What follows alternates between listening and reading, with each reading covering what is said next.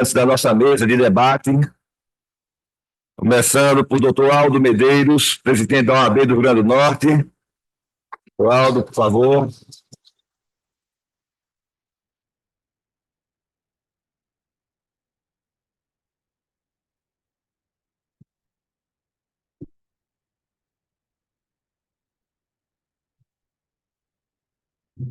Vou chamar o doutor Luciano Chá, diretor do Departamento Nacional de Defesa da Especialidade da Sociedade Brasileira de Cirurgia Plástica. A doutora Ibelusca Alves Xavier Costa Lemos, promotora de Justiça e coordenadora do Centro de Apoio às Promotorias de Justiça de Defesa da Cidadania e Consumidor. Doutora Ibelusca.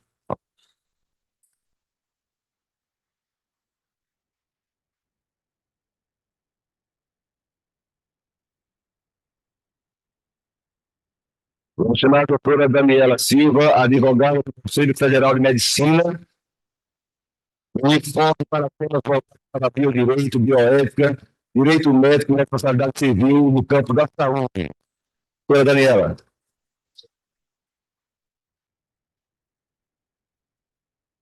Vamos chamar a doutora Priscila Vargas Gonçalves Santos, que é presidente da Sociedade da Dermatologia do Rio Grande do Norte.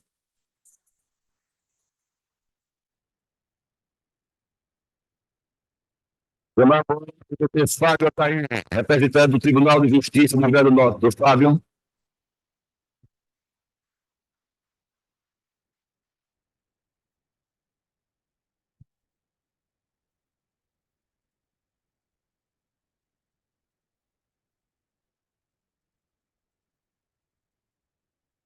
Agora, o doutor Marcos Almeida, presidente da Sociedade Brasileira de Cirurgia Plástica do Rio Grande do Norte.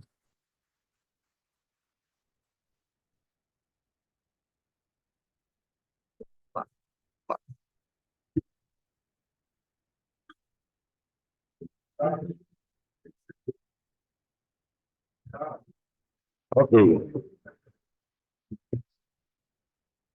Amigos, também tinha uma das nossas convidadas, infelizmente não pôde estar presente, a delegada Débora Mello, Potiguar. Ela trabalha hoje na Polícia Civil do Estado de Goiás. Não podendo estar presente, se justifica, mas mandou um vídeo para que fosse apresentado para todos os presentes nesse momento. Então, Luiz, por favor, passe o vídeo da doutora Débora Mello, delegada de polícia.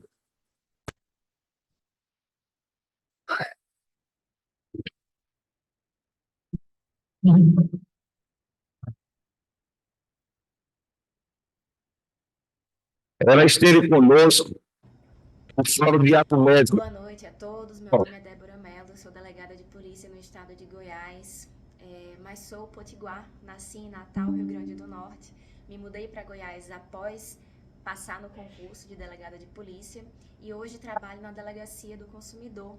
Aqui eu recebo muitas demandas relacionadas a crimes envolvendo o bem jurídico saúde. Recebo várias vítimas de procedimentos estéticos mal sucedidos, realizados por profissionais que não possuem a qualificação adequada, e eu sei aqui na minha prática diária o tanto que é perigoso para o paciente se submeter a procedimentos que não possuem comprovação científica dos benefícios, em ambientes muitas vezes inadequados para a realização do procedimento, porque não possuem o equipamento, o aparato adequado para o socorro do paciente quando há alguma intercorrência. Aqui na DECOM nós obtivemos sucesso em algumas investigações relacionadas a profissionais que executam procedimentos que não lhes são permitidos porque eles não possuem a capacidade técnica adequada. E em razão dessas investigações bem-sucedidas, né, não apenas relacionadas ao exercício ilegal da profissão, que é o crime previsto no artigo 282 do Código Penal, mas outros delitos que existem também na legislação consumerista que podem ser utilizados nesse tipo de demanda. Participamos do primeiro fórum do Ato Médico em Brasília, a convite do Conselho Federal de Medicina. Infelizmente, não pudemos estar presencialmente com vocês hoje. Agradeço o convite do Dr. Marco Giacomi.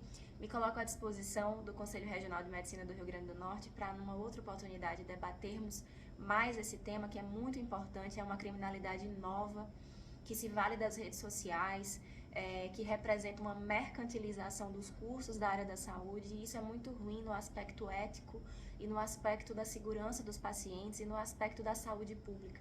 E esse o nosso objetivo. Temos tentado especializar o nosso trabalho aqui na Delegacia do Consumidor para que a gente possa combater essas práticas que colocam em risco a segurança das pessoas, né, dos pacientes, dos consumidores e o bem-estar da população no geral, porque a gente está falando de saúde pública, né, no fim das contas. Então, muito obrigada, espero que o evento seja muito produtivo e estou à disposição. Então, pessoal, eu estive com a doutora Débora no Fórum do Ato Médico no Conselho Federal de Medicina, também lá estava a nossa doutora Daniela, e realmente ela fez uma excelente apresentação lá, por isso que foi convidada para estar conosco aqui. No impedimento de estar presencial, mandou esse vídeo e já se compromete, doutor Aldo, de fazer conosco um próximo evento, vindo aqui e acionando junto com, nesse novo evento, a nossa polícia, a Delegacia de Polícia Civil, para poder seguir o rumo que Goiás está seguindo. Antes de passar a palavra para Marcos Almeida fazer a introdução e passar a palavra para o Fiano conduzir os trabalhos, eu gostaria de fazer uma homenagem agora ao médico Dr. Nilmar Figueiredo Macedo, que foi ex-presidente, conselheiro dessa casa, que representou o Conselho Regional de Medicina do Rio Grande do Norte, durante todos os preparativos de dedicação exclusiva para conseguirmos aprovar a lei do ato médico. Então, a lei do ato médico completou agora, no final do ano passado, 10 anos. Estamos recolhendo os frutos do que essa lei pode trazer de benefício para a nossa sociedade. Obviamente, tem muita coisa garantida, mas vemos claramente o que vai ser debatido aqui é que essa lei está sendo muito desrespeitada, muito invadida e trazendo com isso prejuízo à nossa sociedade. Então, doutor Irmã, parabéns, o nosso agradecimento, a nossa homenagem pela sua participação efetiva representando o nosso Estado para que a lei do ato médico tivesse sido colocada à disposição da sociedade brasileira.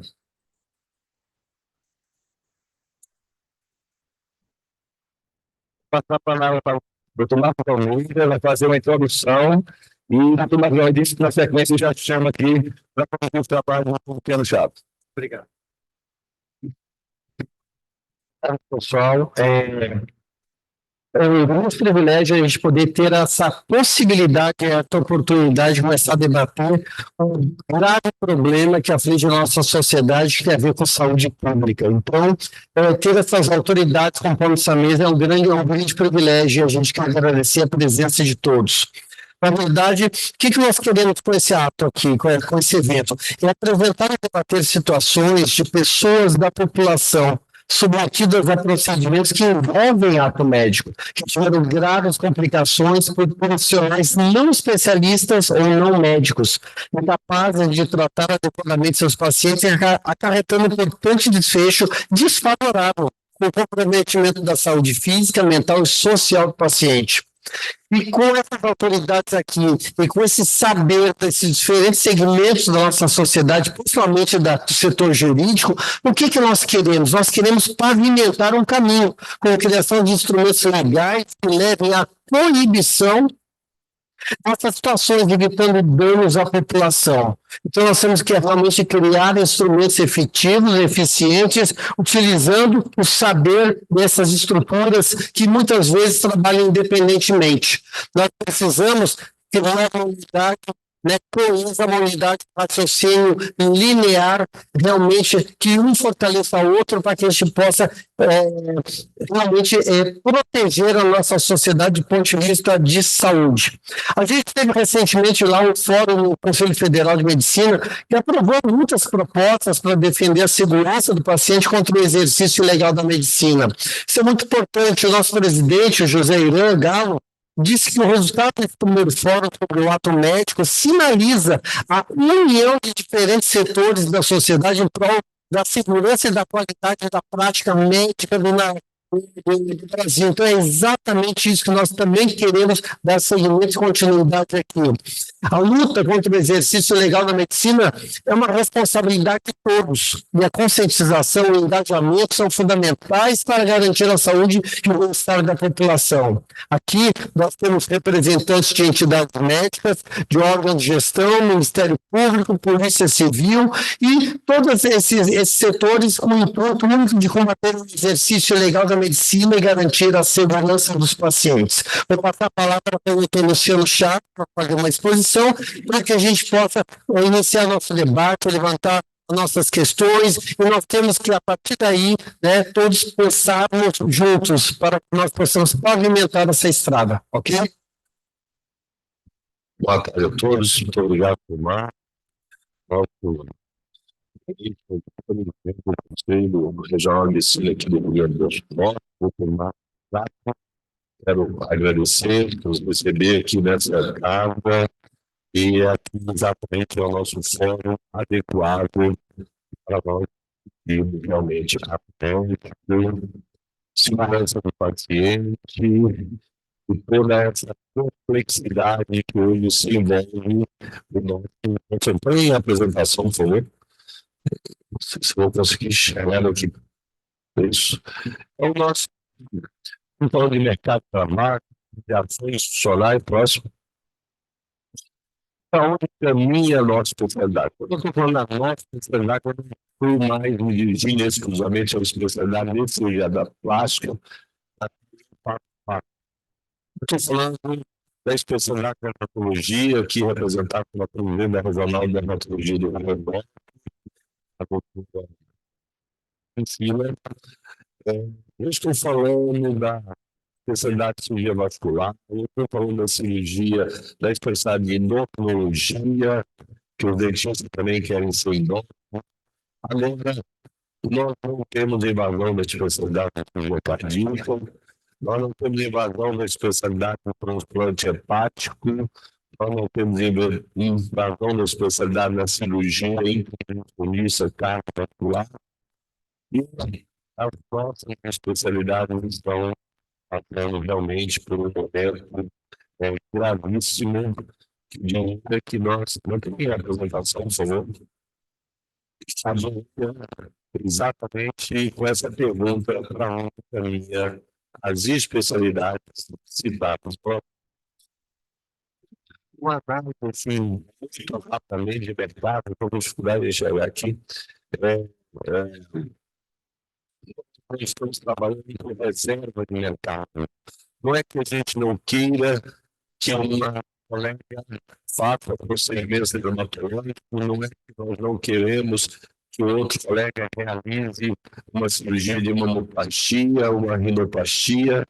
O que nós queremos é que quem faça esses procedimentos faça com segurança, faça com responsabilidade, faça com conhecimento técnico. E conhecimento técnico só tem um caminho para se obter, sendo um especialista.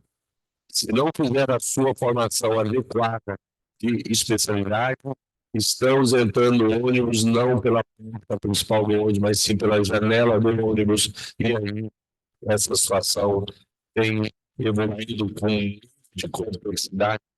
Próximo. Assim, próximo. E aí nós temos as especialidades interfaciais, né, que são especialidades afins, né? Nós não estamos aqui jamais para posicionar contra nenhuma especialidade reconhecida que atua dentro da sua área, e nós chamamos de interfaciada porque nós temos realmente procedimentos que são procedimentos comuns, dermatologia, cirurgia de cabeça e pescoço, na cirurgia, a otorrina, a oftalmologia com a ortoplática. Esse aí é um estudo muito importante do CREMEC de São Paulo, em que eles fizeram uma análise do número de sindicâncias abertas sobre o tema cirurgia plástica e demonstrou-se que majoritariamente 97% dos médicos censados não têm nenhuma especialidade técnica dentro da área da cirurgia plástica, como a cirurgia plástica, estética, medicina estética. Próximo.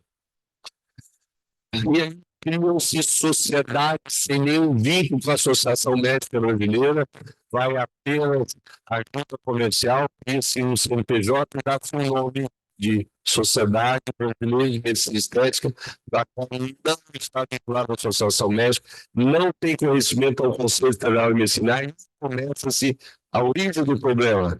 Caberia, sim, a junta comercial, ao registrar uma entidade dessa, fazer uma prévia consulta à Associação Médica, fazer uma prévia consulta ao Conselho Federal de Medicina, que hoje, pela legislação brasileira, qualquer cidadão brasileiro pode chegar à junta comercial e falar: quero criar a Sociedade Brasileira de Oncologia, Impotência e Recuperação Peniana.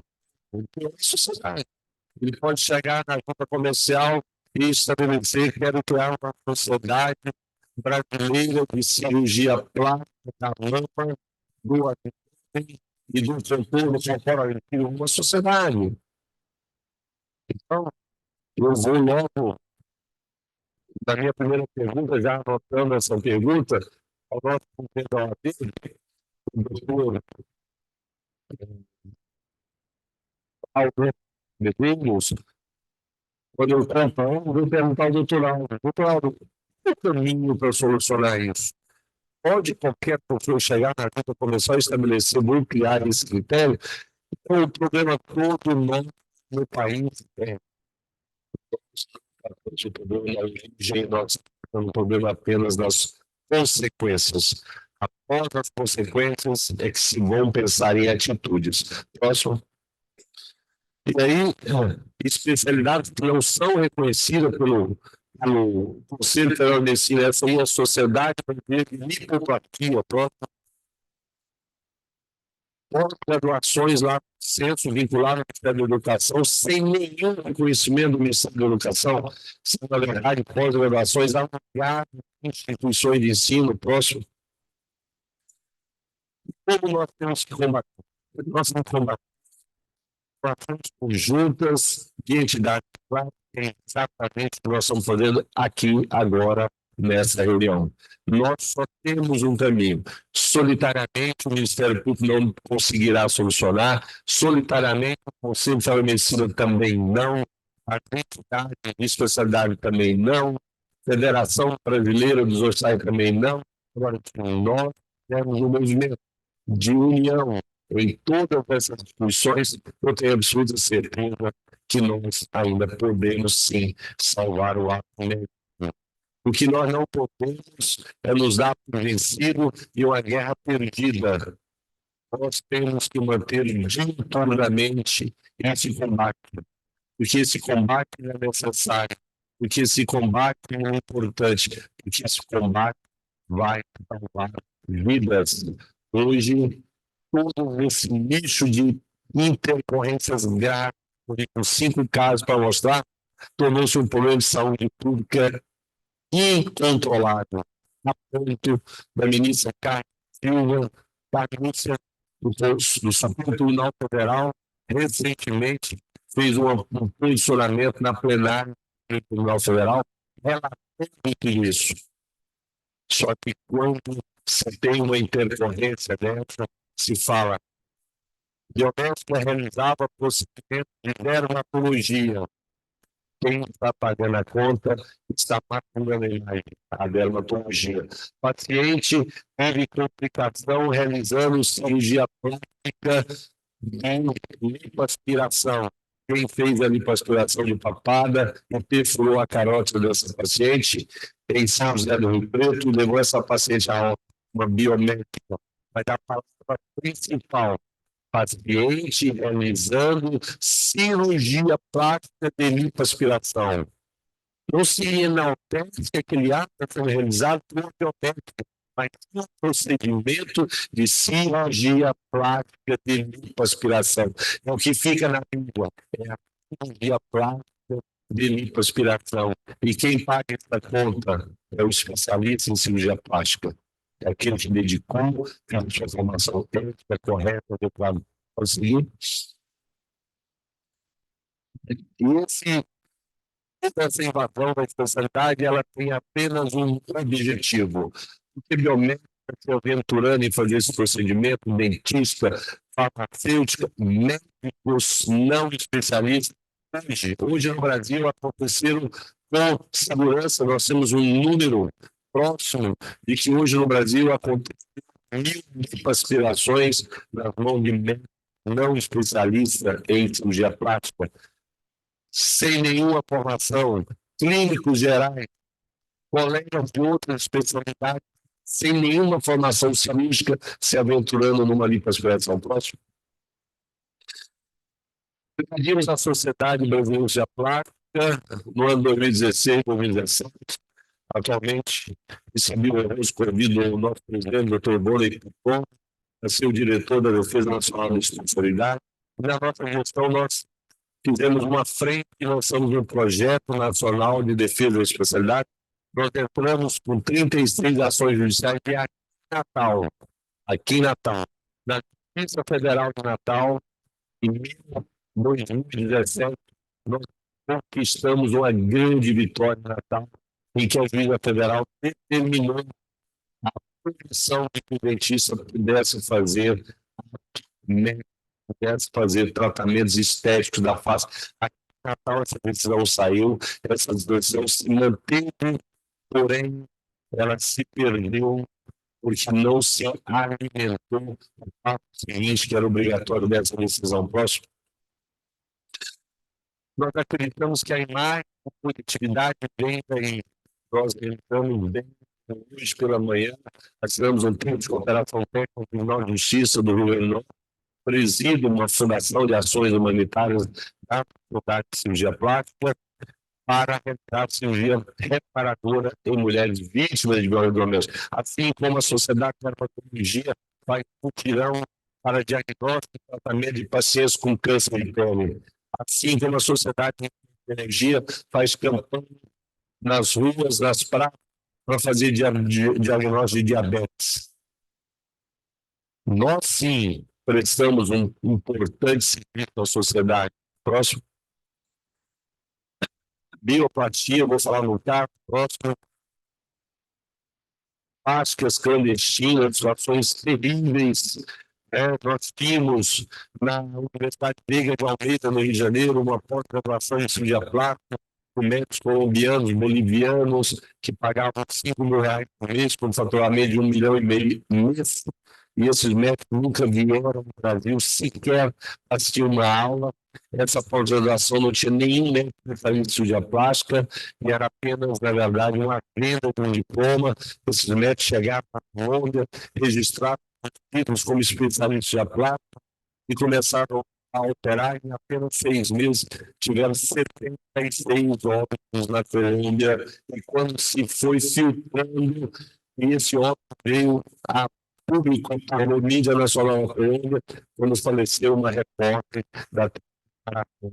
Aí começaram a enxergar e visualizar todos os óbitos que aconteciam em Bogotá, Medellín, Cartagena, todos esses óbitos para todos os médicos que tiveram esse certificado da Universidade de Almeida, que não tinha nenhuma formação cirúrgica para esse procedimento. Metia-se a loucura de realizar lipoaspirações em 4 kitnets. Pronto. Pode passar. E agora nós vamos aí. Tá? Eu gostaria que você apresentasse o caso 1.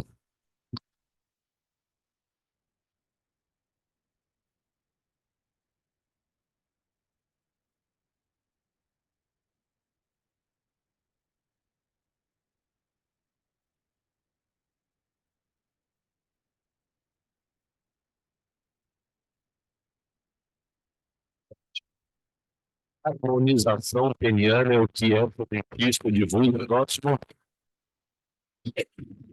e ela vai para o Instagram, hoje para ser bom profissional, se você tiver um bom Instagram, se você não tiver um bom Instagram, você não é bom profissional, pronto. E aí, esse paciente, da relação paciente, da dentista, evoluiu com a grávida peniana próximo, parece, na verdade, a foto é invertida.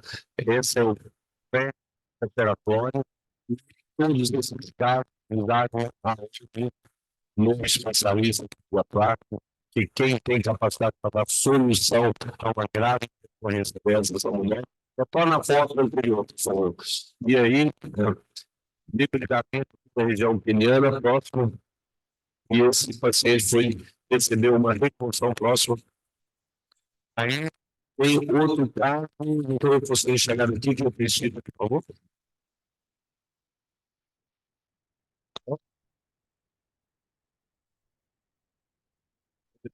A epidemia da medicina. E é exatamente isso que nós estamos vivendo.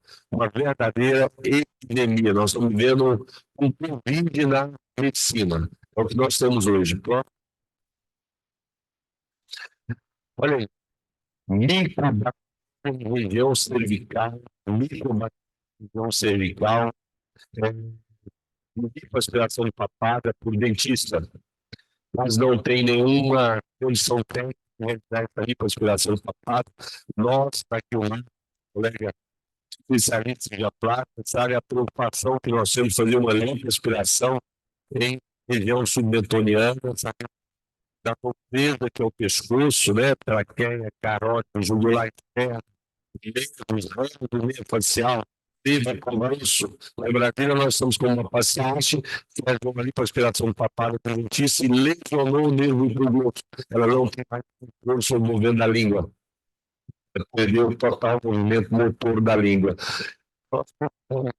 Esse aí é um outro caso, assim, violentíssimo, né? É uma necrose, tá? Tratamento a lasers, para corrigir retração de termo abdominal. Então, uma coisa completamente esdrúxula. Próximo. Esse aí é um caso, infelizmente, essa paciente foi a óbito em 2 dias em Belo Horizonte. E saiu essa paciente numa situação dramática, sendo drenada hematoma na região da face, pescoço dessa paciente. E de onde veio essa paciente para estar nessa sala de cirurgia e o cirurgião plástico lutando para reverter e salvar a vida dessa paciente. Essa paciente estava sendo submetida a uma cirurgia de face no consultório de um dentista em Belo Horizonte, 63 anos, evidentemente, sem nenhuma estrutura e nem ele, sem nenhuma capacidade técnica para realizar, e ele fez incisões nessa face para querer fazer uma tração de pescoço lateral da face. Essa paciente não acatou com o dentista, evoluiu com um pique hipertensivo violento. Essa paciente na casa do dentista fez um hematoma verboso. Nós operamos com toda a estrutura, com toda a segurança, dentro de sala de cirurgia, com anestesiologia, monitoramento, nós podemos ter hematoma pós-operatório da face, que é uma das maiores emergências da cirurgia da plástica, porque esse hematoma faz compressão de carota, faz hipóxia cerebral, faz compressão de traqueia, faz insuficiência respiratória, e essa paciente fez um quadriplégico, foi levado para o hospital em situação de emergência, numa ambulância, conseguiram levar ela para o centro cirúrgico, entubada, fez hipóxia cerebral e foi a óbito depois de 3 dias. Essa é a nossa realidade, não tem como nós fugirmos mais dessa situação. Nós temos que unir forças, nós temos que salvar vidas. Esse é o movimento de salvar vidas. E essa responsabilidade de instituições, especialistas em cada área, nós temos que assumir essa responsabilidade. Então, o Márcio me pediu que fizesse um movimento na mesa para que a gente possa fazer perguntas e promover um debate. Então, eu quero perguntar ao doutor Aldo, meu Deus, que é o presidente da OAB do Rio Grande do Norte, exatamente aquele ponto. Doutor Aldo, como é a nossa legislação? Eu gostaria de uma resposta objetiva, rápida, para a gente dar uma dinâmica maior. Como funciona hoje? Eu quero abrir um emprego, vou na junta comercial, legalmente pelo mundo que eu quiser, existe uma maneira de corrigir isso aqui que está acontecendo. Qual é o caminho que o senhor entende?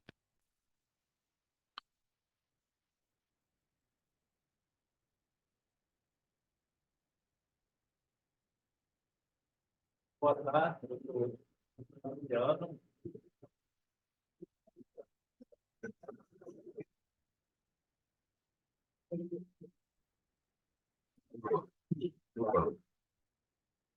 Boa tarde, doutor Luciano, doutor Marcos Chacon, doutor Marcos Almeida, em nome dos três, através dos três, eu homenageio todos os médicos e profissionais aqui presentes.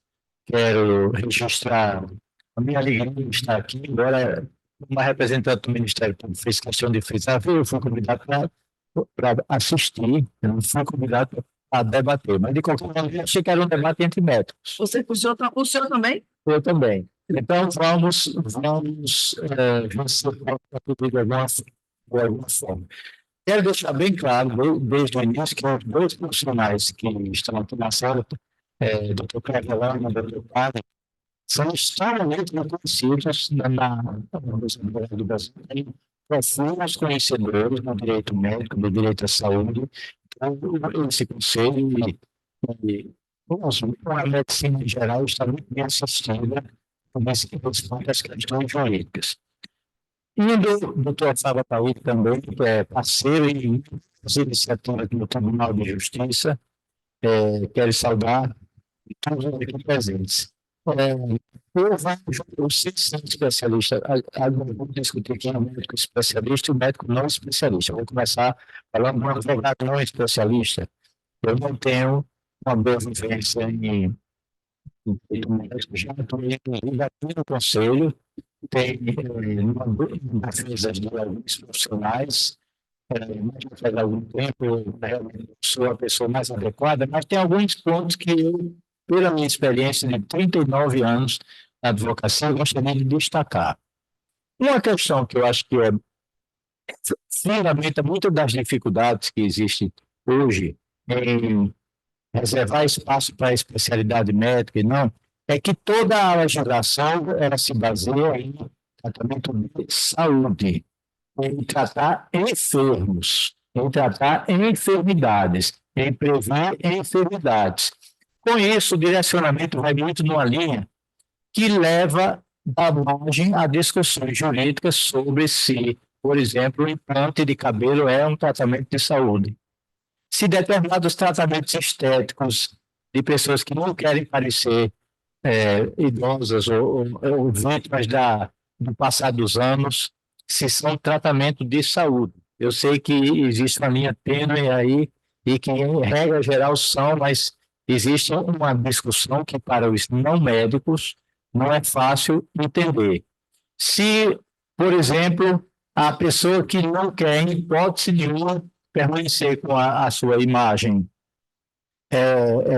estética que a natureza lhe deu, insiste em repetir procedimentos com botox e coisas assim, se isso está dentro daquilo que a lei diz que o ato médico de exclusividade do médico visa tratar uma enfermidade ou fazer uma previsão dessa enfermidade e a recuperação, digamos assim, daquilo que é considerado uma saúde. Eu acho que esse é um fundamento de muitas das dificuldades que temos.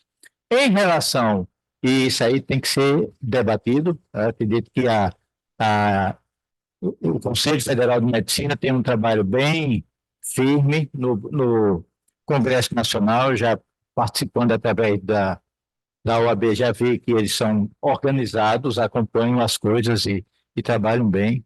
Em relação ao registro de sociedade civil, de sociedade de medicina, cirurgia plástica, de qualquer que seja, há uma legislação de registros públicos que não estabelece muitos limites para isso.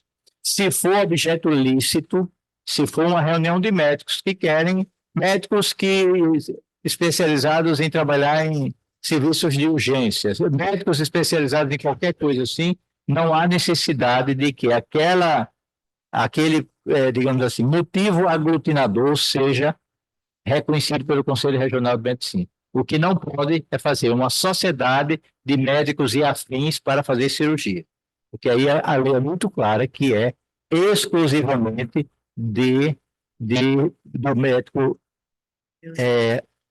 realizar cirurgias e procedimentos invasivos e tal, e tal. Como tem na legislação, a Lei 12.842, que completou 10 anos agora, o Conselho Regional, o Conselho Federal de Medicina é muito atuante na normatização através de seus resoluções, seus títulos próprios, de forma que no registro não temos como impedir. No registro das sociedades, das pessoas jurídicas, nós não temos como impedir. No registro de atividades lícitas nos termos da lei, nós não temos dificuldade. As dificuldades são porque a lei que estabelece o exercício da medicina, ela está fundamentada no tratamento de enfermidades. E nem tudo que é feito hoje em dia por médicos, por pessoas que fazem procedimentos que os médicos também fazem, pode ser caracterizado como um procedimento de enfermidade. A pessoa pode estar muito sã, mas realizar determinados absurdos, como esses que foram mostrados aqui pelo senhor. Doutor, eu só queria só aqui, na mesa, realmente, está a doutora Rosane, promotor de justiça, está na mesa? Não, Nem a doutora Eunice, correto? sou eu. Daniela Silva, também advogado do Conselho Federal de Medicina. Eu vou dar aqui um lanche, não está aqui ao meu lado, doutor Alves, vamos votar. Doutor Alves, também. Doutora Daniela, a senhora como advogada, do Conselho Federal de Medicina, nós sabemos do ato que o Conselho tem tentado conter essa situação. Sabemos do posicionamento do Conselho Federal de Medicina, que ele se posiciona de que não tem como interferir na conduta do dentista, porque aquele dentista está comprometido ao Conselho Federal de Odontologia, nem contra aquela biomédica. Mas nós sabemos que quem tem colocado no manto da iniciativa são esses conselhos. Assim, o Conselho Federal de Odontologia criando resoluções para legalizar o ato de dentista para realizar procedimentos estéticos, o Conselho Federal de Biomedicina nesse mesmo caminho, o Conselho Federal de Enfermagem no mesmo caminho. Então, esses conselhos federais, eles têm criado resoluções, nós temos bastante conhecimento sobre o tema, por quê?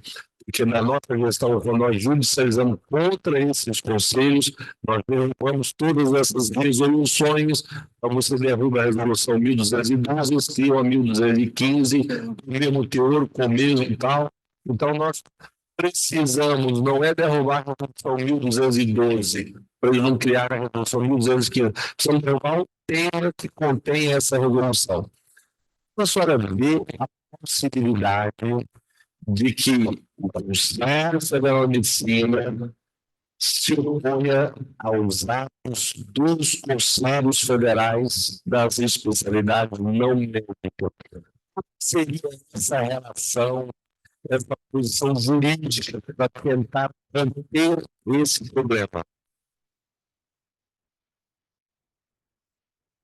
Bom, boa tarde a todos. Quero já agradecer o convite do doutor Marcos, que me foi feito. A gente acabou de passar por uma breve explanação com os conselheiros aqui do Conselho Regional de Medicina do Rio Grande do Norte, justamente acerca de alguns pontos que o senhor colocou, especialmente com relação a estratégias, né, que os conselhos de outras profissões de saúde utilizam para poder ampliar o seu âmbito de atuação que não está previsto na lei. Então, qual a ideia e qual a estratégia que eu penso como que tenha uma força maior diante desse cenário que está sendo criado, seria um trabalho junto das sociedades de especialidades, não só com relação à parte geral do que seja ato médico, mas uma dedicação de cada um dos procedimentos e daquilo que você considera como especialidade, né, já que eu não sou médica, não faço ideia de quantos são, mas, por exemplo, descrever minuciosamente quais os atos que devem ser praticados por um médico, o porquê que tais atos devem ser praticados pelos médicos e, principalmente, mostrar para o Poder Judiciário, ao Ministério Público, os efeitos concretos de se conceder a autorização a esses outros profissionais que não são médicos de realizarem atos, né? Esses casos, muitas vezes, eles acontecem, mas eles não chegam à mão do Poder Judiciário. Eles chegam quando se tem alguma, né? O Poder Judiciário ele tem um princípio que é interessante, que é o princípio da inércia. Ele só atua mediante provocação.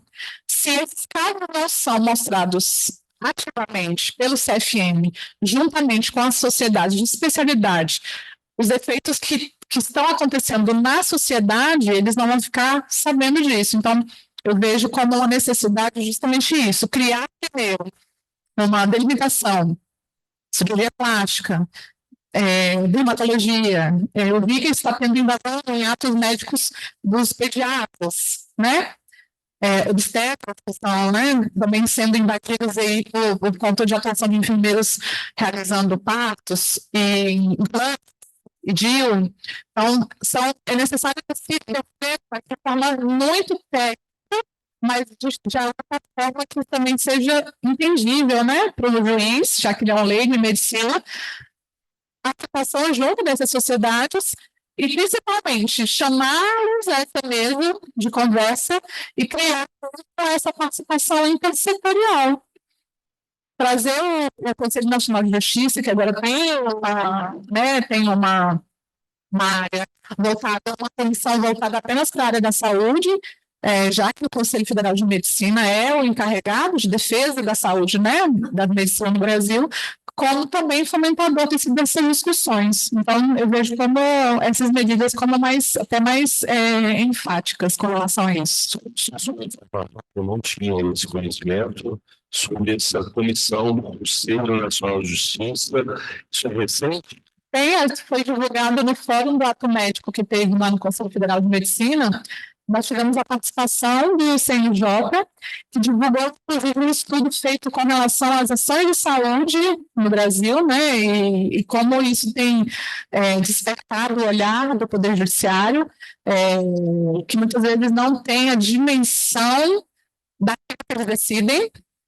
Então, decisões no campo da saúde, eles têm impactos não só apenas, por exemplo, de medicamentos, não, mas decisões que são tomadas para se dar mesmo, por exemplo, autorização aos dentistas para fazer anestesia, como a gente acabou de discutir. Então, o CNJ criou se eu não me engano, é uma comissão que discute temas de saúde. Tem alguns tribunais de justiça que têm câmaras agora especializadas, que eles chamam de formadas por multiprofissões, multiprofissionais, mas que, infelizmente, o CFM e os conselhos regionais ainda não estão inseridos nisso. Então, acredito que seja uma estratégia importante a gente se alinhar a esses órgãos e fomentar essa discussão. À sua disposição, só mostrar essa informação aí do Conselho Nacional de Justiça. Quem sabe o próprio Conselho Federal de Medicina, a Associação Médica, podem ser membros dessa comissão, como se participe dessa comissão, não é isso? Exato. Marco Almeida, colega de João Paulo, presidente da Regional do Rio Grande do Norte, que você acompanha isso de longa data, você é criado por defesa da nossa especialidade, mas nós sabemos que todas essas complicações terminam no nosso médico e nenhum especialista em cirurgia plástica, quando percebe uma grave situação dessa, uma necrose da ponta nasal, rimos dessa responsabilidade de recuperar esse paciente. Mas como você entende a conduta, a atitude e a responsabilidade do titular ao receber essa intercorrência de um dentista, do meu médico grave, o que você acha que nós temos que adotar passo a passo para receber esse paciente? Bom, eu recebo isso com extrema preocupação e angústia, porque eu sei que, na verdade, a maior parte dos profissionais fogem dessas situações, porque não é fácil acompanhar um paciente que está sequelado, né? Então, paciente que muitas vezes os médicos ficam até com medo de chegar e pensar abonarem daquela situação e pegar elas como uma herança, porque é uma herança do resto da vida. E muitas vezes. Então, eu sei que muitas vezes esses pacientes acabam sendo tratados no SUS. Serviço público, porque não tem quem realmente encampa essa defesa, né? O cirurgião plástico, com certeza, em muitas das vezes, vai ser o profissional mais habilitado para poder cuidar, e aí a gente tem que montar de instrumentos para que ele se sinta seguro de poder pegar esse tipo de situação, como fazer alguns termos de consentimento, onde se tira a questão da cirurgia como cirurgia plástica como de fins e de meios, mostrando que realmente é uma situação de meios para que a gente consiga, com toda a tecnologia, com a ciência, com a arte, conseguir fazer a recuperação daquela situação complicada. E aí a gente vai precisar, na verdade, para que essas pessoas se sintam também mais seguras, que possam ser bem assistidas, a gente vai ter que levantar uma série de questões. E eu levantei uma série de pensamentos, que inclusive de coisas que estão sendo pensadas em outros conselhos regionais, Brasil afora, e levantei algumas questões para a gente poder discutir aqui. Na verdade, a gente tem que trocar ideias, né? Ninguém está efetivamente falando como a última palavra da especialidade de sua área. Então, que a gente possa realmente se unir, juntar as ideias, os pensamentos e, de uma forma muito coesa, começar a construção desse caminho para poder a gente fazer a correção dessas situações. Bom, então, assim, uma das coisas que eu acho que vai ser fundamental é a questão do Código de Defesa do Consumidor, né? Então, aqui, por toda a denúncia, eu queria até lhe fazer uma pergunta, assim, porque quando eu pergunto isso, é porque eu não domino a área, eu preciso de alguém, escutar de alguém que entende, que lida com isso no seu dia a dia. Então, simplesmente enquadrar essas pessoas com um crime de exercício legal na medicina parece que ainda é fraco no resultado final. E depois o denunciado ele basta não ter circunstancial de ocorrência e ele é liberado.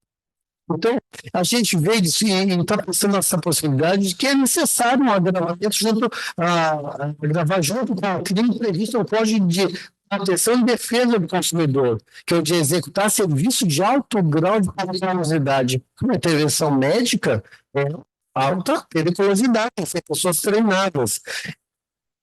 Então, não tenho aqui, infelizmente, né? O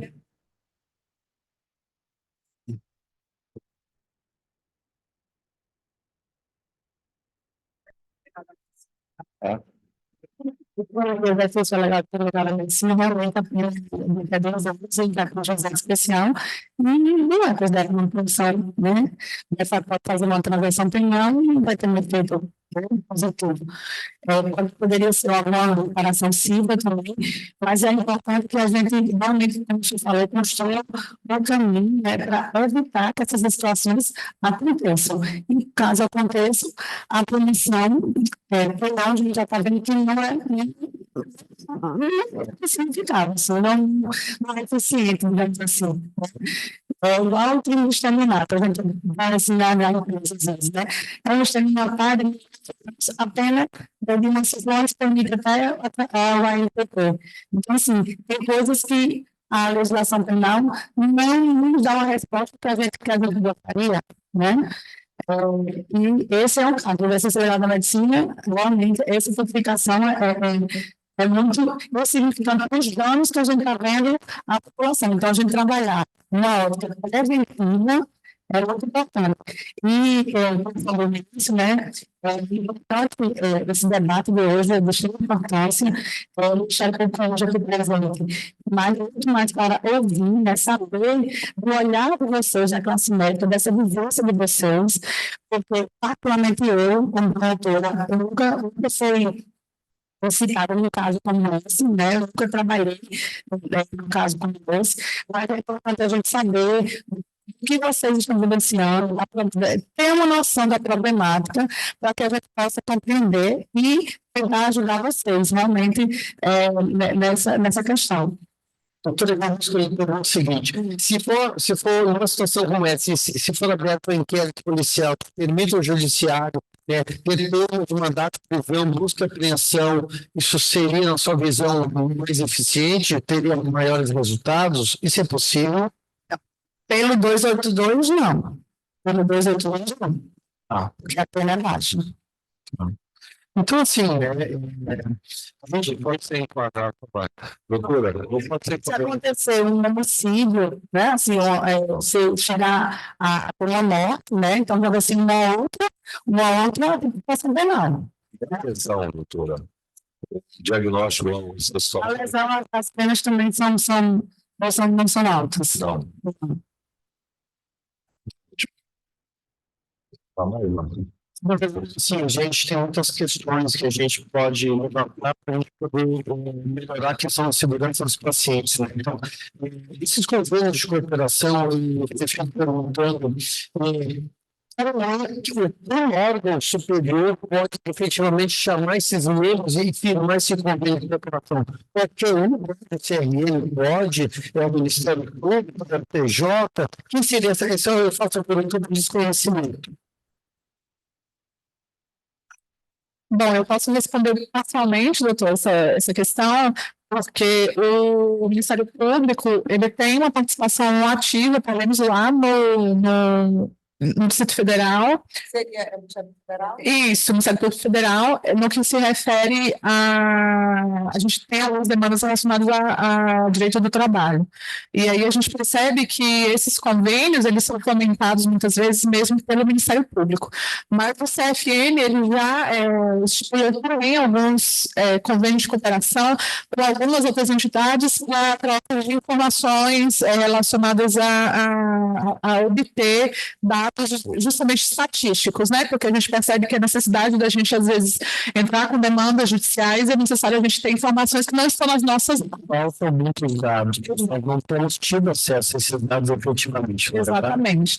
Então, eu tenho visto isso, né? Então, a minha resposta parcial é nesse sentido, que o CFM tem feito alguns convênios de cooperação para colheita de dados, Tribunal de Justiça, com órgãos hospitais e secretarias de saúde, mas que também, assim, como se tratam de instrumentos administrativos, também não tem uma obrigatoriedade, né? Então, Tudo é consensual. é tudo consensual. Então, precisa dar parte também, né, da outra parte. Geralmente, os convênios visam facilitar o acesso a dados, né? Então, a gente tem um convênio com o CAD, a gente vai, de acordo com as nossas necessidades, a gente vai procurando fazer, por exemplo, um convênio com a Associação de Registros Públicos para ter acesso à informação do cartório. Então, a gente vai fazer esses convênios. Eu quero perguntar para o doutor Machado, como é que a gente pode fazer para que, quando nós recebemos um paciente nessa situação, a gente possa fazer uma situação compulsória? Como é que a gente pode fazer? Talvez no próprio site do CRM, tem na área do médico, algo que a gente possa denunciar, certo? Que a gente possa anunciar sem ter um lado o receio de depois ficar acusado, se haver algum tipo de retaliação, etc., por uma pessoa física, uma situação como essa. Tem como a gente lançar um próprio servidor para que a gente possa ir juntando esse número, que chegam muitas vezes, passam batido, porque eles não são anotados, não existe uma anotação compulsória. pertinente essa colocação. Veja só, o mais importante da gente perceber o nível de atuação do Conselho Regional de Medicina, do Conselho Federal de Medicina, é que a avaliação da nossa extensão do ato dos conselhos é voltado para os médicos e a medicina. Então, o biomédico, o fisioterapeuta, esses que agridem pacientes de outra forma, não estão no alcance interno do conselho. No entanto, do ponto de vista de legalidade, de legislação, de judiciário, a gente tem uma oportunidade muito grande de mostrar o quão errado está essa situação. Aqui, em 2013, quando veio à tona, começou a vigorar a lei do ato médico, pensávamos que, a partir daí, estava solucionado todos os problemas da medicina. Isso seria se lei nesse país fosse obedecida. Estaria resolvido, mas não está resolvido. Por quê? Todas as outras profissões que já foram faladas, citadas aqui, também têm a sua lei. Internamente, esses conselhos, de forma infralegal, cometem ilegalidade e absurdo, porque estendem a lei, que é algo que não depende de nenhum conselho, está acima de todos os conselhos, para que as profissionais possam fazer aquilo que não está determinado na lei. Então, isso é uma ilegalidade. Um conselho que coloca para um biomédico fazer estética é ilegal. A lei do biomédico não tem nada a ver com estética. Então, essa extensão interna que o conselho faz é crime. Eu estou falando tudo que é me contra criminoso, né? Pelo menos, teoricamente. Teria uma atuação mais direcionada aos conselhos? Aí sim, os conselhos, todos eles têm que obedecer a lei, ou seja, tudo que o Conselho de Medicina vai fazer e a Câmara, para os médicos, é baseado na lei. Então, eu não posso colocar para fazer o que está além do que a nossa lei descreve. É o nosso limite, as delimitações que a atividade médica está possível de se realizar está dentro da lei. Então, tudo que foi colocado aqui pode fazer a harmonização facial, não está na lei de vista. Botar agora para fazer anestesia. Dentista fazer anestesia. Esse caso, como mostrou agora que a mulher morreu há 3 dias, foi dentro de um consultório de medicina. Não está dentro da lei da odontologia fazer aquilo lá. Então, são as aberrações, as ilegalidades que estão gerando essa monstruosidade aí. E do ponto de vista, você pode concluir aqui, do ponto de vista de manipulação perante esses criminosos, os artigos que a delegada que não está aqui presente está associando ao que foi apresentado aqui, tem dado prisão. Em Goiás tem 3 dentistas presos hoje. O público, essa delegada, ela conseguiu encontrar um mecanismo ajudando os diversos. Isso. Aí sim, com esse artifício, ela já está conseguindo prender esses criminosos que foram apresentados aqui, os crimes, né? As aberrações, mas os criminosos normalmente iam para a delegacia e voltavam para cá. Hoje já está sendo diferente. E ela vem aqui, e quando ela voltar, eu vou trazer também a Secretaria de Saúde, a Delegacia Floral do Estado, para poder a gente entender como é feito lá e fazer aqui também. Então, a gente o sistema que interferir, não. E a notificação compulsória? Só chegou de água, é possível? Nossa, é muito importante, porque da prática, um cirurgião plástico que recebe uma complicação dessa, a formação do médico é naturalmente voltada a salvar aquela pessoa para suplantar. Então, muitas vezes, infelizmente, acontece que o médico que salvou aquela vítima de uma questão não capacitada tecnicamente, nem será denunciar aquilo ali. Aquilo tem que ser formado por um crime que foi cometido e que ele tratou da vítima, mas esqueceu de denunciar o crime. Então, a gente precisa dessa notificação. É importante que a justiça seja notificada para ter reação mais enérgica em relação a esse crime. notificação, será que não poderia ser feita para a Secretaria de Saúde? Eu não sei, a gente está aqui Existem vários tipos de notificação legais, né? Exatamente. Por exemplo, fica no conselho, acidentes de trânsito, acidente de trabalho, todas essas têm notificação compulsória. Então, poderia fazer um trabalho de inserir essa notificação para a Secretaria de Saúde. Aí, tudo isso é uma coisa consensuada, né? Tem que ter todo um trabalho de articulação nesse sentido.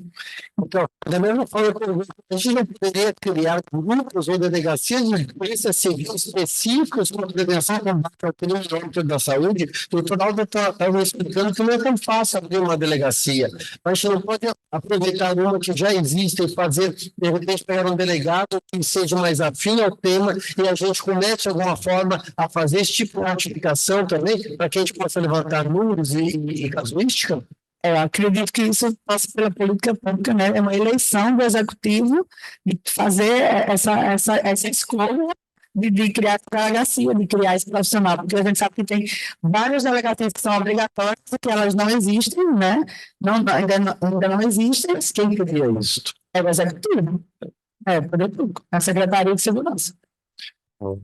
Secretaria de Segurança, então. Segunda e terceira rodada. Deixa eu passar uma bola aqui para a gente da Sociedade de Dermatologia. Eu quero te parabenizar. Você tem um livro, a família de ponta é importante. Essa notificação preventória, ela pode ser multi-instituições, né? Não exclusivamente ao Conselho da Medicina, ao próprio Ministério Público, que é o órgão que recebe denúncia, a vigilância sanitária, recebe denúncia, né? O protocolo é um outro órgão que recebe denúncia. Então, se nós construirmos essa perspectiva de nós estruturarmos uma denúncia única, o que é essa mesma denúncia, ela se divide simultaneamente a cada setor, que a gente possa regionalizar isso, eu acho que nós estamos dando um passo assim, gigantesco. Acho que essa sugestão da notificação permissória, eu acho que nós temos que aprofundar nela. Eu acho que ela realmente vai ser extremamente benéfica para nós, né? A nossa doutora Eunice, promotora de justiça, chegou aí toda timidamente, falou, não, mas eu vim só para ser ouvinte e ela está dando posições aqui de um brilhantismo enorme, né? Só ela está contando aqui uma série de segmentos que a gente sabe, porque ela é conhecedora da lei, da legislação, da constitucional fiscalizadora do Ministério Público. Como doutora Priscila, presidente aqui da Regional de Dermatologia, nós sabemos que a dermatologia sofre de cirurgia plástica.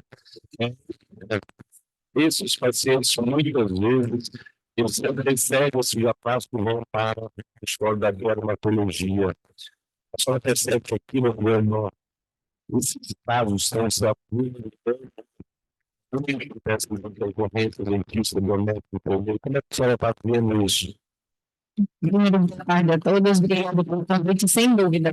O que a gente tem vivenciado é cada vez mais uma banalização de todos esses atos e, consequentemente, uma chegada enorme de complicações.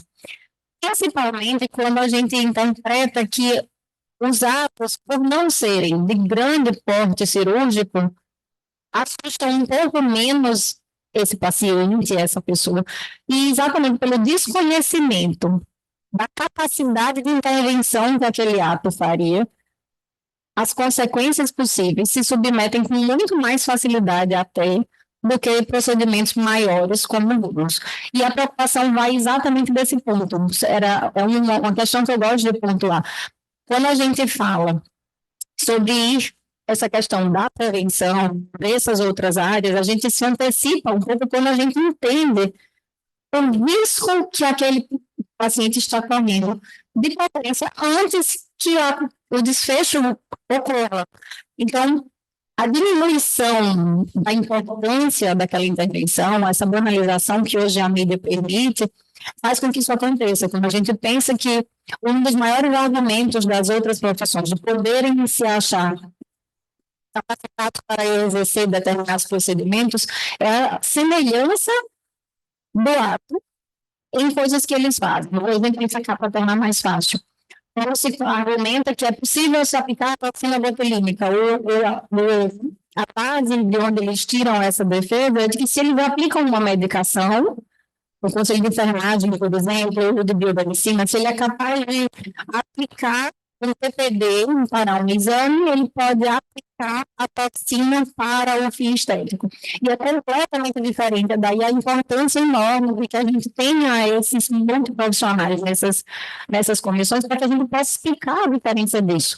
Quando eu aplico um exame no antebraço, o maior risco que eu posso correr se eu não fizer uma limpeza correta, a infecção superficial. Quando eu aplico uma toxina botulínica no músculo errado, eu posso causar uma lesão muito maior. Quando eu faço uma aplicação de um laser ou de um outro aparelho que ele tem uma capacidade de atuar numa profundidade, aquele risco não é só do não resultado, é de um dano real.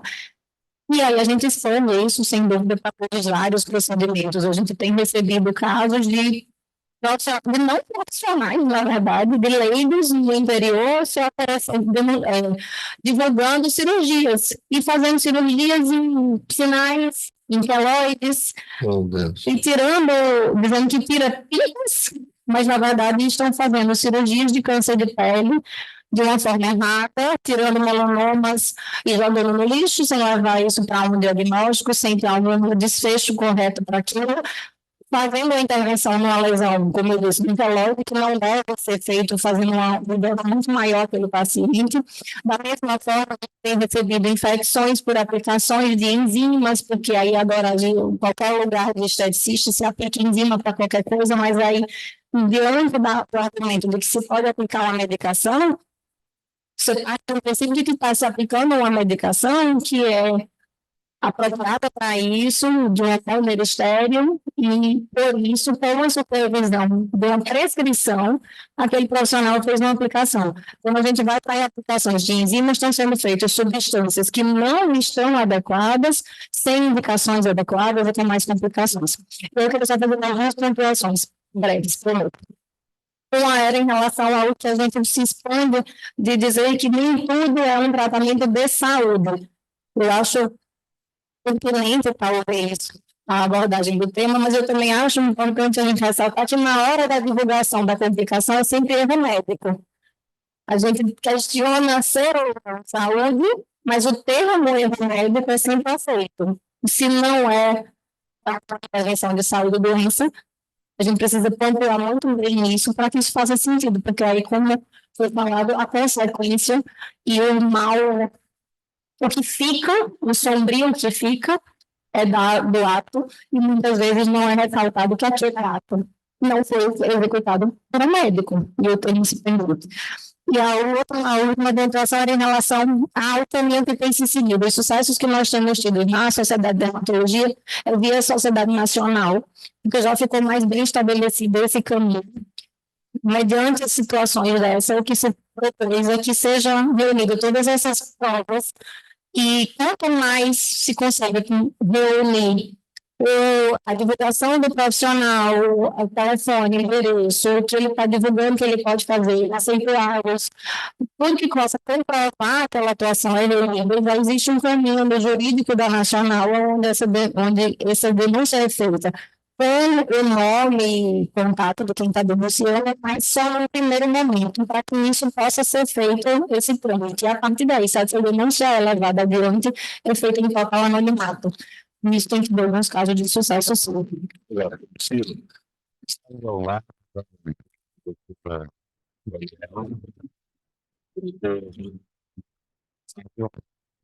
Nós temos hoje com ele, o coordenador judiciário para a violência doméstica. Nós tivemos hoje, esse ano, temos cooperação desse projeto da Fundação da Sociedade do Rio Plástico, no qual nós pedimos. E nós ouvimos lá do Dr. Fábio que ele realmente é um magistrado disciplinado, organizado, metódico e com planejamento. Ele já desenvolveu um trabalho em torno do tema violência doméstica. Doutor, nós agora estamos do outro lado da palavra. O senhor está lá como juiz, né? Evidente, o senhor está especializado no setor da violência doméstica, mas, como disse a doutora Daniela, o judiciário vai ser provocado, né? O judiciário só vai agir se eles chegaram na ação para promover essa situação. Sem querer delongar, nós fizemos um trabalho de pesquisa em todos os tribunais de justiça do país sobre o tema de ações judiciais que tinha sobre o tema cirurgia plástica, cirurgia estética, medicina estética, essa pesquisa jurídica em todos os tribunais de justiça nos deu que 78% dessas ações não envolviam nem especialistas, nem dermatologia, nem cirurgia plástica. Eram médicos e profissionais da área de saúde não voltados na cirurgia plástica. A minha pergunta para o senhor: existe uma demanda, do ponto de vista legal, que o judiciário, com uma proposta de reduzir esse nome que abarrota o Tribunal de Justiça para julgamento? Existe uma maneira do judiciário ter alguma ação preventiva? O Conselho Nacional de Justiça emitir uma resolução para que possa se proibir a situação na origem. Existe uma maneira do Supremo Tribunal Federal, Superior Tribunal de Justiça, que vai legislar sobre a situação do consumidor, para que a gente possa paralisar isso na origem do problema? Existe isso? Uma pergunta de leigo. Boa noite, eu sou da Paula, sou coordenador da violência doméstica, e isso é um assunto que interessa a violência doméstica no Estado. Mas sim, doutor, a notícia eu acho que é positiva.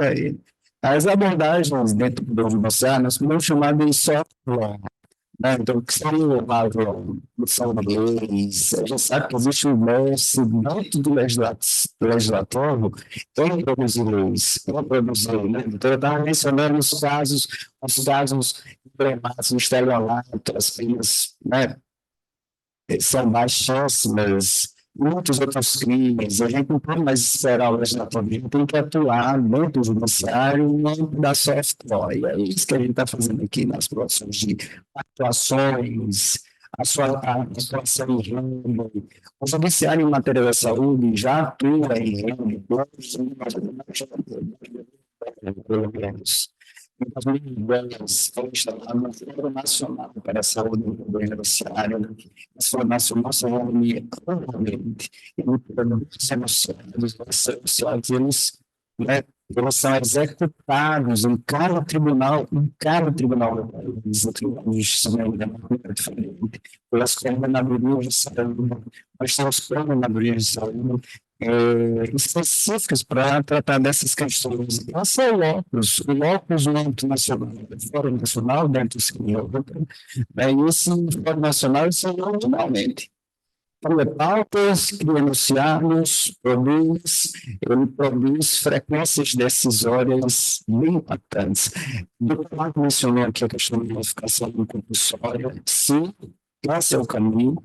Existe, principalmente em matéria de violência doméstica, nós tivemos um aumento considerável das notificações compulsórias. Eu peguei rapidamente aqui, só que a gente viu ali os dados. Deixa eu ver se eu consigo aqui. Deixa eu aproveitar só um parênteses, porque o senhor vai procurando alguma coisa. Essa notificação compulsória não poderia passar por esses órgãos como o TJ, Ministério Público, com isso vivo? Eu entendi a sua notificação compulsória, no caso, você pagar pelo paciente e você iria notificar a secretaria que aquele paciente era oriundo de um ato que não foi praticado pelo médico. Então, você iria, a partir daí, coletar dados e, a partir da construção de dados, você traçar a sua estratégia de atuação. Todo projeto que nós vamos fazer no Ministério Público, a primeira coisa que a gente se baseia são em dados. Então, a notificação compulsória, ao meu ver, é a sua fonte de dados. Exatamente. Agora, eu vejo que seria lógico quem está com paciente notificar a Secretaria de Saúde. Aí tem que fazer um trabalho de interface com a Secretaria de Saúde para que ela faça a coleta desses dados, né? Certifica os dados, analisa os dados. O Ministério Público é uma instituição também correta, adequada para receber essa notificação compulsória. Não. A gente seria realmente a Secretaria de Saúde para que tivesse os dados e, no caso, vocês também identificarem se essas pessoas estão denunciando ou não, não é isso? Aí eu acho que também poderia até ser realmente o Ministério Público, então o Ministério Público faria um canal com a delegacia para ir apurando determinado profissional, exatamente, a gente pode assim, construir um fluxo. Vamos deixar o doutor falar, por favor. É só para mencionar mesmo que existe uma cronologia da aplicação das questões de saúde dentro do sistema de justiça. Isso remonta já às políticas internacionais, não é uma questão inventada pelo Poder Judiciário local. Existem políticas de saúde internacionais e o CNJ ele aplica essas políticas, né? Então, existe um Sistema Nacional de Prevenção de Acidentes e de Violência, existem os mecanismos de autorização de internamento hospitalar. Os mecanismos de autorização de internamento hospitalar, eu acho que é uma chave para se encontrar saídas via também notificação, né? Toda autorização de internação hospitalar já é um dado, porque violência é um dado, violência e acidentes é um dado importante para a saúde e para o Poder Judiciário e para as políticas também. As autorizações de internamento hospitalar, veja, hoje são feitas pelos hospitais públicos. Isso no país. Toda autorização de internamento, se eu tiver uma autorização de internamento hospitalar num hospital privado, isso não gera dado público. E aí vamos imaginar alguém que, em razão de um procedimento desse, em razão de um procedimento equivocado pelo profissional, sem competência para tanto, ela entra no hospital, e isso deveria gerar, mesmo no hospital privado, deveria gerar uma autorização, porque isso vai para um sistema. Quando entra no sistema, esse sistema pode gerar notificação. Isso é uma preocupação, porque é a mesma preocupação que nós, notificação compulsória, eu estou discutindo isso com a presidência, inclusive eu estou na presidência não pedi para fazer um estudo na área de notificação compulsória, específico por violência, mas que envolve violência doméstica, mas que envolve outros assuntos também. Então, essa discussão é uma discussão que pode ser feita num plano estratégico, né, que é isso que a gente está sendo discutido aqui, e via notificação, politicamente, as autorizações de internamento hospitalar podem ser uma chave. E além das autorizações de internação, nós temos os casos de morte, porque os casos de morte também geram informação para o Poder Judiciário, para o sistema de justiça. Nos casos de morte, já não é uma autorização de internamento, já é uma declaração do óbito, neste caso, declaração do óbito só um perito pode fazer. Mas veja, no Nordeste, nós temos 2 tipos de declaração do óbito. Então, se alguém morre por um procedimento equivocado, isso tem que gerar uma declaração de óbito. Essa informação tem que estar para a gente captar essa informação. Mas, como a gente sabe que a declaração de óbito é mais controlada, porque a gente tem demais, que é o Sistema Nacional de Morte e Mortalidade. Morte e mortalidade. A gente ainda tem mais controle sobre a mortalidade. Agora, sobre a morbidade, não. Né? São os casos em que não gera morte. Os casos que não geram morte, o Sistema Nacional de Saúde apenas, e esse apenas as informações via AIH, que é a Organização Hospitalar. Mas como? Isso é uma questão do Estado, mas ainda somente os hospitais públicos ou conveniados que produzem essas informações. Essa é uma questão pública, a preocupação do Conselho de Medicina é central, porque o Estado, ele é responsável por essas questões que nos respeitam, porque a gente está tratando aqui. Obrigado, doutor. Suas ponderações foram essenciais nesse debate aqui no Rio Grande do Norte. Eu acho que o governo Norte tem esse DNA. Como nós ganhamos essa decisão na Justiça Federal aqui, nós somos mostrando que o Potiguar, né? Que o Potiguar, ele pensa com muita responsabilidade, né? E quando a gente vai somando essa ideia aí, essa receita de construir esse bolo, dar esse nome de segurança do paciente, a gente vai vendo que a viabilidade do caminho é esse. Já, por exemplo, aqui no Conselho Regional de Medicina, passa a ter uma importante missão. Eu hoje fui nomeado essa última semana como membro, representante da Sociedade de Indústria Plástica, nessa comissão do Conselho Federal de Medicina, exatamente originada desse fórum que aconteceu há 15 dias atrás lá em Brasília. Aí, doutor Marco, nós sabemos da sua representatividade dentro do Conselho Federal de Medicina, nós vamos necessitar que o senhor transfira ao Conselho Federal de Medicina esse momento em todas essas situações que nós estamos aqui debatendo com profundidade nessa mesa. Né? A título de informação, nós temos um país no mundo que tem uma legislação efetivamente protetiva ao paciente para submeter a uma cirurgia plástica. Nós lutamos muito incansavelmente no Conselho Federal de Medicina para que criasse uma resolução. A resolução ela tem poder de lei, né? A resolução do Conselho Federal de Medicina ela não é uma lei, mas ela tem um poder de lei para que a especialidade, cirurgia plástica, cirurgia cardiovascular, urologia, cirurgia cardíaca não intervencionista, e a cirurgia, eram 5 especialidades, outra, cabeça e pescoço. Todas as especialidades mais de 5 anos de formação pudesse ser exercida exclusivamente para o detentor de título de especialista. Nós tivemos um avanço grande na Conselho de Medicina sobre essa pauta, e quando chegou no momento de se votar em plenária, houve uma paralisação dessa pauta, porque com essa resolução iria para o legislativo já fundamentado numa resolução que já é um grande passo para se transformar numa lei. O outro país do mundo que tem essa legislação que só quer usar o procedimento de cirurgia plástica e ele não tiver o título de especialista plástica, é um crime, um crime. O México criou uma legislação muito forte, muito específica. Hoje, se tiver um procedimento de cirurgia plástica no médico e esse paciente tiver uma complicação, se o paciente tiver um óbito e esse médico não for especialista em cirurgia plástica, é crime. Crime inafensável, é um flagrante delito ao ato médico por um não especialista em medicina.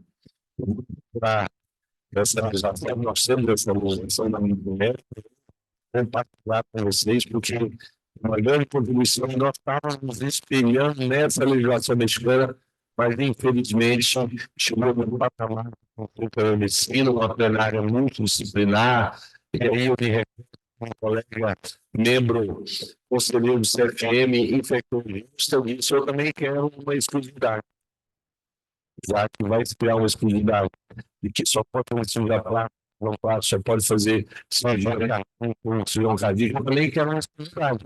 Eu sou infectologista, eu quero a exclusividade que só nós podemos prescrever antibiótico. Então, ficou todo mundo assim, assustado. Como? Você quer uma exclusividade? Então, olha a analogia que ele fez. Né? Daí eu passo ao doutor Marco Jacques, para ver as ponderações sociais, que o tempo não está mais ou menos aí, Marcos. Tá? A gente fala com foi direto com relações. Eu estou lembrando, estou fazendo a palavra. Nosso background aqui. Eu consegui federar muitos anos, presidente várias vezes. Qual é a palavra? Primeiro, eu gostaria de parabenizar o professor, a mesma, pessoal, perfeito, excelente discussão. Agora, os caras que eu gostaria de questionar aqui, inclusive no registrado por 5.000, muito de respeito à notificação compulsória. O que nós estamos tratando é uma denúncia de crime, não é de notificação compulsória, não. A notificação compulsória é outra coisa. A determinação de crime. Quando nós estamos fatos, como foi apresentado aqui, só tem ou é crime de exercício ilegal da profissão, ou é crime de charlatanismo, ou pode ser crime de curanderismo. Dependendo da atuação do cabelo, e que isso tem contemplação, são contemplados nos códigos. É a primeira coisa que tem. A segunda coisa é que, como esses crimes têm temas, até então, não são muito simpáticos, tem que procurar se enquadrar em outros crimes para que essa pena possa ser computada, pode ser aumentada, no sentido de que aquele infrator, aquele criminoso, possa pagar pelo crime que está cometendo. É o segundo ponto. Então, no meu entender, a notificação que os colegas acabaram de fazer não cabe para mim. A notificação seria uma aplicação que eu tenho quando eu me deparo diante do anúncio do evento à instituição local, à autoridade pública. E, para que eu não é rendimento. Está aqui ao mesmo, porque é responsável pela defesa da cidadania e enxerga. Portanto, nós temos aqui que denunciar ao Ministério Público, que é o órgão responsável por tocar coisa. É o Ministério Público. Nós fizemos no caso, eu queria comunicar ao Ministério Público, no caso da delegacia, no caso do Ministério Público, porque um cidadão está sendo prejudicado. Naquele momento, aquele cidadão que foi incluído foi prejudicado. Estava no Ministério Público a defesa da cidadania do próprio cidadão. Essa é a visão que eu tenho, pode ser que eu esteja errado. Essa é a visão que eu tenho. Esse é o segundo ponto. O segundo ponto é que nós, como autarquia federal, nós temos estamos constando na lei 32/98, a lei 11.000 e outras leis que nos contemplam. Nós não podemos ultrapassar esses limites. Também entender, nós não podemos ultrapassar esse limite. Então, é muito importante que a gente faça a defesa que o senhor acabou de fazer, tem limites para ser alcançados. A partir daquele limite não cabe a nós, como instituição. Terceiro ponto, eu gostaria de respeito à nossa atuação de respeito à especialidade. O médico, sinceramente, parabenizo a equipe que atua no médico, mas nossa lei não contempla isso. Ou seja, a atuação é o inverso. Quando o Estado brasileiro não tem o direito de ser médico, eu estou perante o Estado brasileiro o meu direito de ter medicina em qualquer uma das suas ações. Não tem especificação de especialidade. Agora, respondo pelos malefícios que eu possa causar para a minha saúde. Respondo a priori, primeiramente, e depois finalmente, a segurança, se assim for. Essa é a visão que eu tenho. Nós temos limites de que nós não podemos alcançar. É isso que nós não podemos alcançar. Então, eu voto, primeiro, a notificação, que foi uma grande negócio, e não seria uma notificação, seria uma denúncia do plano. A quem vamos tratar sobre crime é que se tem nesse caso específico, nós podemos levar a delegacia, mas seria uma questão aquele direito a gente vai fazer. Tá certo? Esse é o primeiro ponto. Segundo, e a comprovação, porque quem faz a denúncia tem o uso da prova. Então, a comprovação é daquilo que está vendo. Segundo, o fato de dizer que sobre o seu tempo, o tratamento de coisas que existe dificuldade feia de tocar para frente, corrigindo as pessoas que não são criminosas, certo? Também que são criminosas, erros. Isso aí é uma obrigação nossa. Já se recuperar através de tudo. Um negócio chamado muito sério, dificilmente, que às vezes a gente esquece, que chama-se prontuário, onde você escreve, certo? E se você quiser reforçar, você pode completar um testemunho para assinar embaixo. Esse prontuário, você descreve, e nesse momento você tem como se defender contra uma das esferas que cada pelo menos na nossa esfera ético-moral, você tem condição de se defender. Então, desculpa, eu estou do meu lado, Eu gostaria, doutor, só de ponderar, muito conhecimento sobre o tema, sabemos a tua ação lá, membro do Conselho Federal de Medicina. Essa interpretação da lei de 1957, nós também, Sociedade Contra a Placa, aprofundamos esse tema. Uma lei do governo Estado Michel, que em 1957 se fazia uma leitura. E essa leitura, ela é adequada em 1957, em que nós tínhamos uma medicina generalista.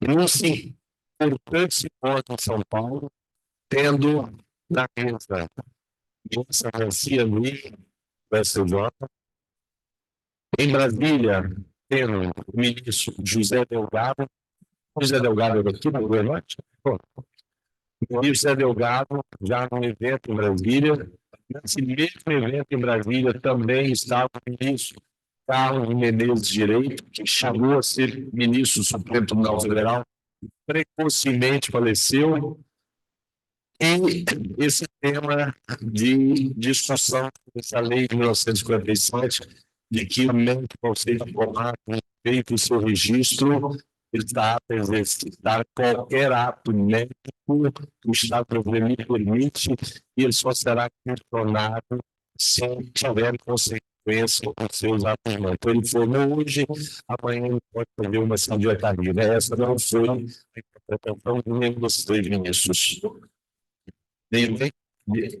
Mas não é a interpretação de nenhum desses três ministros. Por quê? Porque está se fazendo uma leitura como se nós tivéssemos 1957, nós estamos em 2024, onde nós temos 50 e poucas especialidades médicas, onde houve uma revolução na ciência, na tecnologia, na medicina, e essa lei, a ministra o ministro José Delgado disse: não vejo necessidade de mudar a lei. O que se tem que mudar é a interpretação da lei para esse momento atual. E a interpretação dessa lei tem o seu artigo lá que diz o seguinte: o médico vai exercer a sua função médica, ele tem obrigatoriamente o registro do Conselho Federal de Medicina, e para ele exercer a especialidade, ele tem que ter capacitação técnica. Capacitação técnica só adquire através de um meio, título de especialista. Então, eu sei que o tema é caloroso, eu sei que o tema é de várias vertentes de interpretação, mas nós vivemos de três ministros que nós não precisaríamos mudar essa lei. O que precisa é se interpretar. Nesse ponto, eu entendo várias sociedades de especialidade médica também entendem que precisa haver uma reinterpretação do Conselho Federal de Medicina sobre essa legislação. Porque essa legislação não está dizendo que o médico hoje para fazer um juramento só será processado civil, administrativamente, criminalmente, se esse paciente vier a óbito, que com certeza virá a óbito, mas a lei não diz isso. A lei diz que esse necessário, ele dá prejuízo para o Conselho da Medicina, isso é um ponto, para exercer a atividade médica. Mas para ele exercer a atividade, ele tem que fazer a associação. Então, nós podemos fazer a leitura de uma sociedade de 1957 para uma sociedade de 2024. E a gente ouviu da ministra que muito mais fácil do que mudar essa lei seria mudar a maneira de interpretá-la. Deixa eu só, Meus amigos, posso só esclarecer. a doutora já disse que a gente fazer uma réplica. Só para deixar claro que o Ministério Público é titular da ação penal, né, na área criminal. Então, quando eu venho social no Ministério Público, nós requisitamos a instalação do inquérito policial e com a conclusão do inquérito policial, nós fazemos a denúncia ou pelo menos o arquivamento do inquérito, certo? Então, a denúncia ela pode chegar diretamente à delegacia e pode chegar através do Ministério Público, a gente vai requisitar a instalação do inquérito policial. Baseado nisso, Atualmente eu não estou na área criminal, mas seria para o promotor. Ok. Eu também queria só. Não, eu queria acrescentar, porque a conduta médica, ela é complexa. Então, ela não é tão simples. Não é tão simples para quem está dentro do judiciário, dentro do sistema de justiça, na balança, dizer aqui é o crime. Os procedimentos médicos existem, né? Várias pessoas estão envolvidas. Até se definir que ali é um crime, existe um percurso muito longo. Existe um percurso muito longo, porque precisa individualizar, né, naquela muito complexa, com várias pessoas participando, tem que se enquadrar perfeitamente. Isso aí é um concurso. Por isso é importante a notificação, porque a notificação é de alguém da área médica, que essa pessoa não vamos esperar o delegado, não. Tem até o delegado se definir isso, vai ter um perito, tem que ter uma provocação. Muitas vezes as vítimas não levam, em muitos, estou dizendo por violência doméstica, isso se estende para os outros casos de violência. Não são as vítimas que abrem os casos para o judiciário, para o Ministério Público, para a polícia. São outras médicos que percebem a situação complexa desses. E nesses casos aqui não foram diferentes, não deve ter sido diferente, não. Foi um médico que percebeu. Porque a própria vítima, muitas vezes, sequer sabe que ela está passando por um procedimento abusivo. Meus amigos, então, assim, caminhamos para o final, para uma coisa. Meus amigos, então é o seguinte, agradecendo a presença de todos aqui, um tema muito palpitante, muito necessário e muito bem debatido. No entanto, é o início, né? Estamos começando. Já temos aqui planejamento de uma continuidade, na qual teremos um enfoque muito mais voltado para... Obrigado, doutor Flávio, pela sua presença, representando o TJ com o Norte. Então, teremos um outro evento que vocês serão convidados novamente. A presença da delegada, o doutor que fez a audiência viva, ela estará conosco aqui, o secretário de Segurança estará também, para que a gente possa construir junto ao Ministério Público esse fluxo no novo Estado. No Estado já existe e está dando certo. Vamos copiar o que está dando certo lá, trazer para o nosso Estado, para os outros Estados também.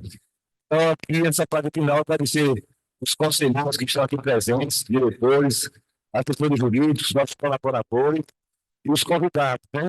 Começando pela dermatologista, a doutora Priscila, minha amiga, doutor Alto Medeiros, que nos deu a sua presença aqui em gravação do evento, com a responsabilidade da OAB aqui, compreendendo esse tema complexo e que será convidado também para a próxima etapa também, Togo. E convidado e debatedor também. Debatedor também.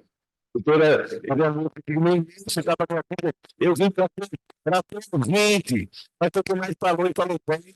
Se comprometeu de estar com essa própria etapa, entender o que está acontecendo em Goiás, fazer aqui essa melhoria de fluxo.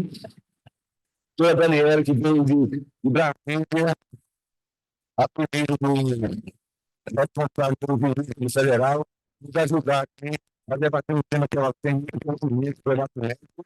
Então, agradecer também a São Plástica, representante nacional e o nosso regional, que trouxe a necessidade dessa discussão para que o Conselho abrace e se dedique a uma solução para esse problema muito grave.